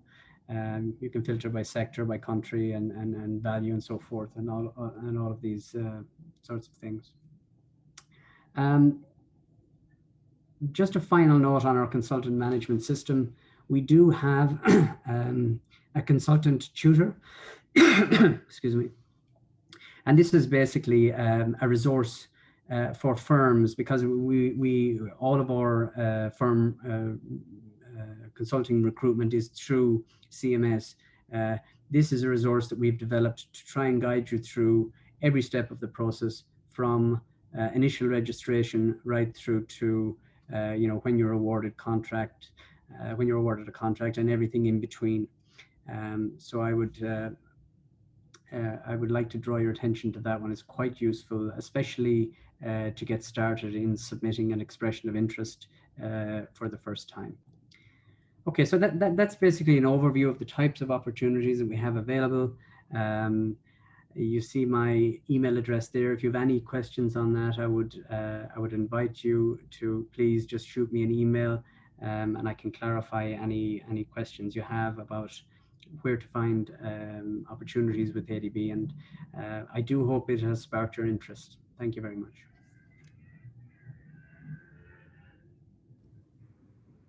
Thank you, Michael, for that detailed presentation.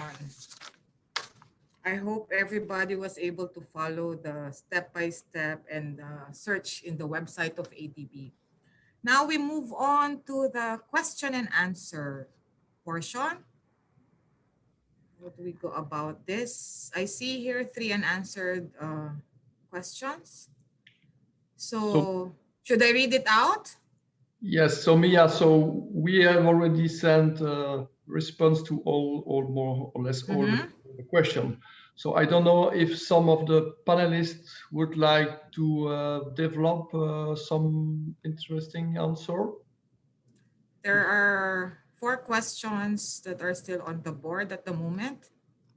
I can read out 1 or 2. So can I proceed with the most recent question here? Addressed to Michael, Mr. Walsh. Is there a possibility to check for us a sub-suppliers to which companies projects are awarded and which stage the project is?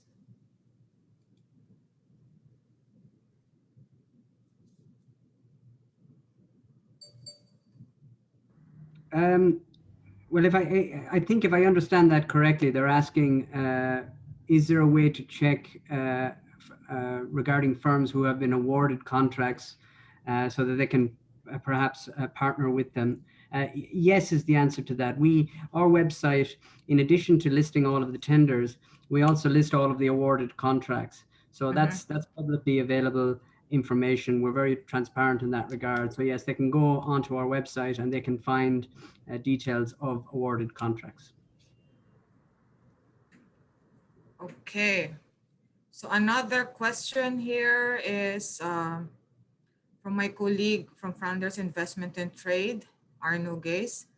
Is it common or acceptable that we bring ADB funds to our clients express already their interest in our concept, but due to lack of finance or other reason, there is no move until now? In some situations, bringing the technical solution together with the financial solution can be a value added aspect. In that case, it would be interesting to know if ADB fit in this business structure as the potential funder, or is it negotiable or possible negotiable? Kind of tricky on this one. I'll take a first crack at this, and then if I could pass it to my colleague from private sector, just to highlight, I think unfortunately this is not a model that's typically going to work. This is generally I'd say something you see with commercial banks, where you pre-arrange financing for a given product. Where this could work on the sovereign side, I could see a model where if a country was interested in deploying your technology at scale, they could create a program where we lend to that government, but then it would likely be done on a competitive nature with, say, 1 or 2 or 3 different suppliers coming into that country to offer that product. So it wouldn't be something that, so then you could indirectly or after the fact participate, but it would likely not be engineered from a private sector company coming into a country to create a program like that. That just, I haven't seen that happen. The other way that I can see that is if there's a financial intermediary loan where, say, we would lend to a local bank that would again support a program like this. You can see that sometimes with solar home systems or energy efficiency programs. But again, this would be, this is generally more suited to companies that, or technology areas where there are local suppliers, and therefore we're trying to build a local market. So I get the gist of your question. And I was just from a private sector, I would have said from a PSOD perspective that generally PSOD does project-based funding, but I don't want to step too far, and I want to pass it to my colleague to see if I've got that correct. Yes, thank you. That is actually correct. Typically, we finance transactions on a project finance basis, i.e., there is a contract with government for a particular project. For example, solar project or a transport project, as I mentioned earlier. There are instances where we would consider a corporate transaction as based on what I think your question is referring to, but you would need to demonstrate to ADB, not number one, what the market would be for your product, and reassure and some form of reassurance of the cash flows or the revenues that will be coming in because your product provides a certain need.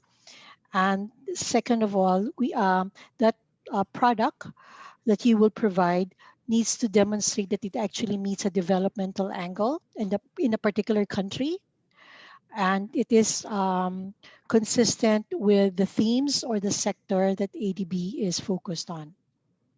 I hope that answers your question. Thank you. Okay. Another one. What would be the best way to present new technologies that could be considered for future projects? I'm happy to take a first stab at this, and then my colleagues can join on. We're seeing this to be an area of interest increasingly in the energy sector specifically, but I'm sure other sectors as well. So I described in my presentation where we just this past year ran a competition where we say, for instance, looked at heating and cooling solutions and artificial intelligence in the energy sector, as well as high efficiency cooling with filtering of the air for disease protection. So those are just examples where we looked at a development need and said, we don't know all the technologies out there, and therefore we ran a competition as a way to solicit ideas and to learn. So that's one way. The second, every year we have our Asia Clean Energy Forum. It's a chance to speak on different technologies. So again, we look for development themes and of course renewables, energy efficiency, and various other clean energy technologies play out there, and therefore we look for presentations. So that's again a good way to create the relationships for that can eventually lead to opportunities to say demonstrate the technology. Third point, just good old-fashioned contact. Yes. That's why I'm here on behalf of Energy today. Some people have reached out to me through the Q&A, and I've said, send me information. If it's a technology where we go, oh yeah, that's interesting, we'll engage in a conversation. And one of the things we often do is we run brown bag presentations within our colleagues at ADB. We usually get, anywhere from 20 to 60 people, depending on the technology. This is a way for us to learn about the technology, and we look for applications of that in our countries. We hope to serve our countries by looking for high quality solutions that can meet development needs. So this is one way for us to learn and bring them to the countries. Yes, if I may add to that, David, I was about to say that earlier when you mentioned in one of the answers that you're open for new technologies and ideas. Just to share with our attendees and also the speakers from ADB, we've personally arranged a few brown bag presentation, the old term of brown bag presentation.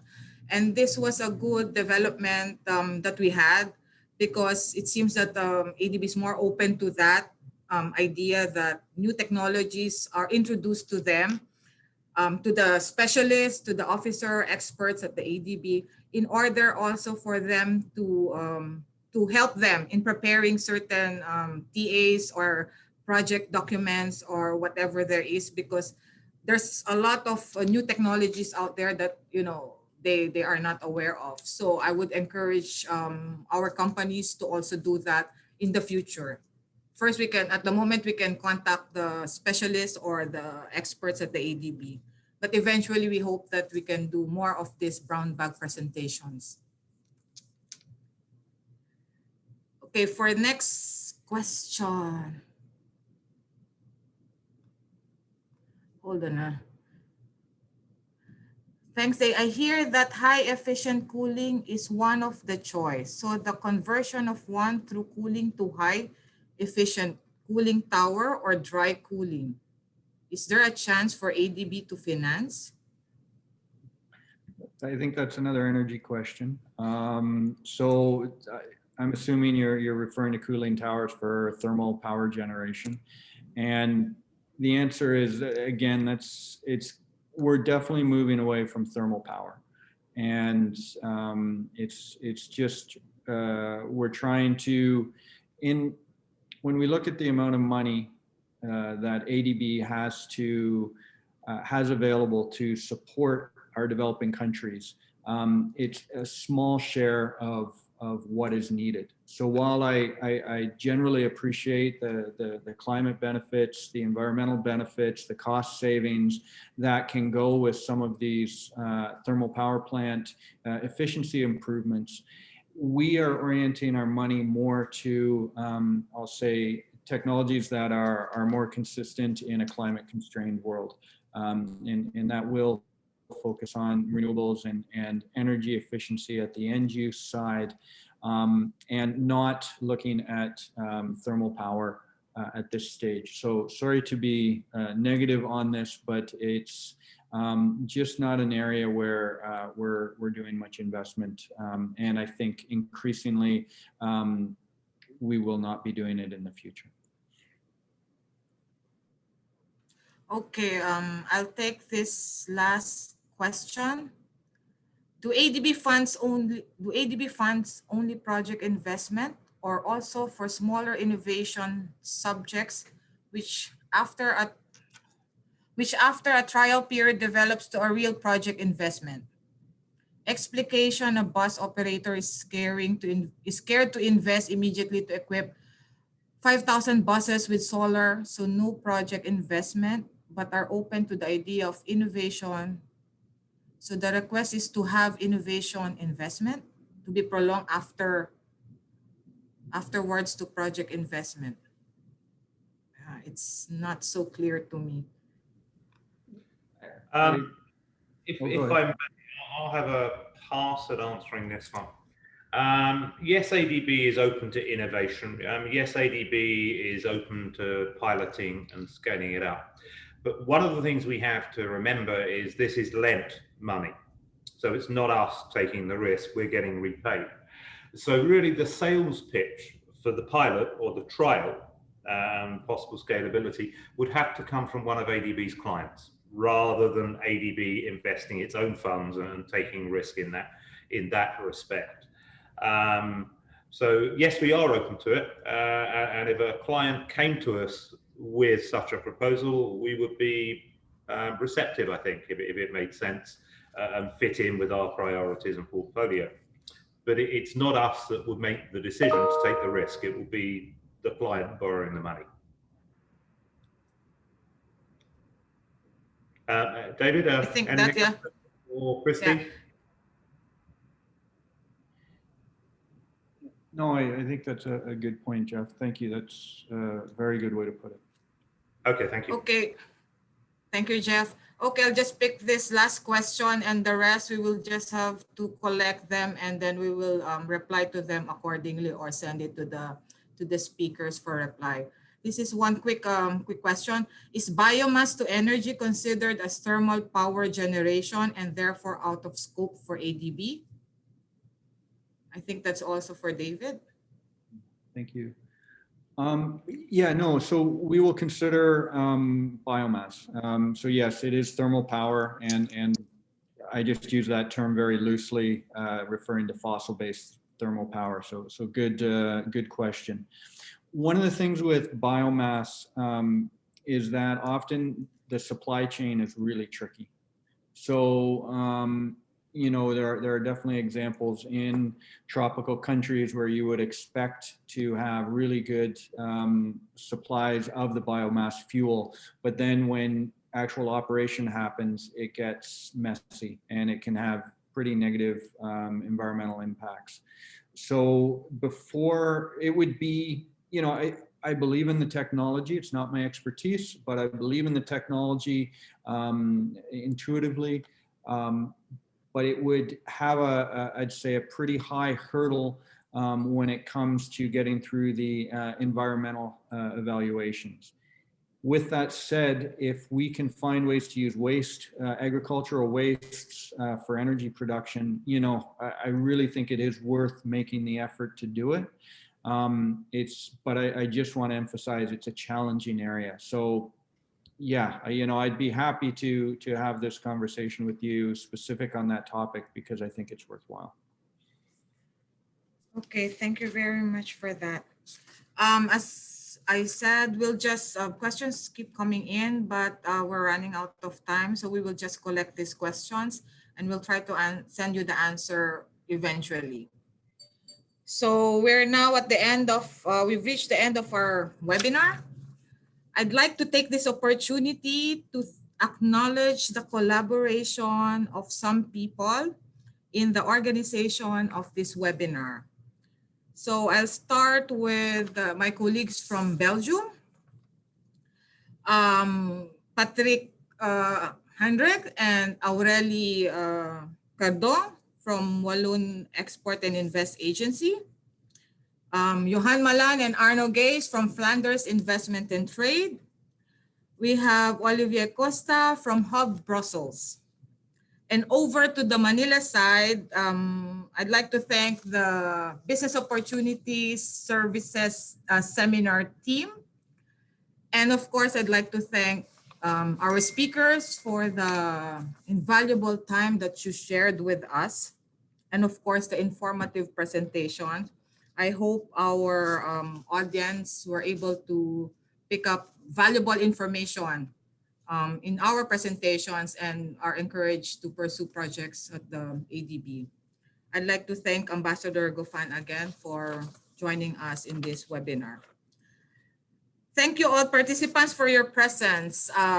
May I remind, I have a list of reminders here that I also read from my, my chat. There will be a survey that will pop out after the session. Kindly answer this survey. It's very short. So we expect all the feedbacks from you. For the questions that have not been answered today, again, I repeat, I will forward this to the appropriate ADB specialists or experts, and we will reply to you accordingly. This recording is going to be available via a link to all the attendees. And I guess also the presentation will be made available to our attendees. And for those who ask about contacts of our speakers, we can provide them also to you.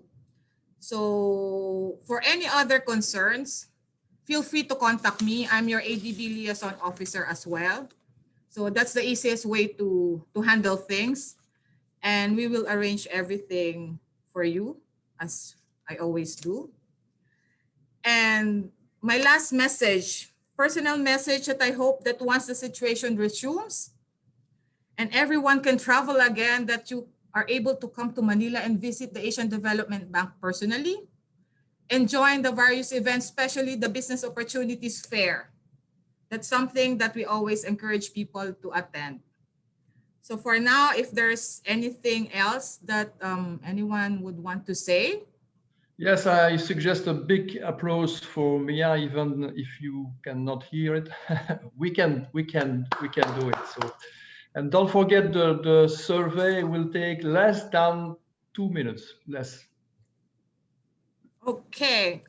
For now, I wish everyone the best of health. Keep well and stay safe, everyone. And keep in touch. Don't be a stranger to me. Good evening, everyone.